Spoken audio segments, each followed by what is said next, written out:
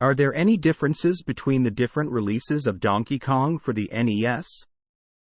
Donkey Kong was first ported to the Famicom NES in 1983, at the console's launch in Japan. In 1986, the Arcade Classic series, a set of arcade games ported to the NES, was released in the United States, with Donkey Kong being included. In 1988, Donkey Kong Classics was released for the NES. It consisted of a compilation of Donkey Kong and Donkey Kong Jr. Are all three of these Donkey Kong releases identical? Or are there any differences between them? Question from user AAM111 at Gaming at Stack Exchange. Answer.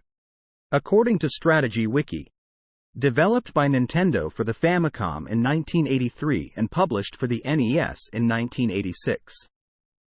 It was also made available for the Famicom Disk System as one of the first games purchasable through the Disk Writer system, where players could pay to write games to blank disks. In North America, Donkey Kong was later released on a compilation cart with Donkey Kong Jr., titled Donkey Kong Classics. None of these original versions contain the conveyor belt stage, so they look the same game, as it's written. The only known difference is between the arcade version and NES version, according to GameSpot. The Famicom Japan's NES version of Donkey Kong was actually not a bad game, all things considered. Only one level was missing in arcades, the third level, but almost everything else was present. The music was an exact copy of the music from the arcade game. Somewhat strange though were the bizarre sounds Mario made when walking around the levels. And to video game. This port of Donkey Kong has a few differences with the original arcade game. First of all, the short introduction sequence was completely removed in the original game.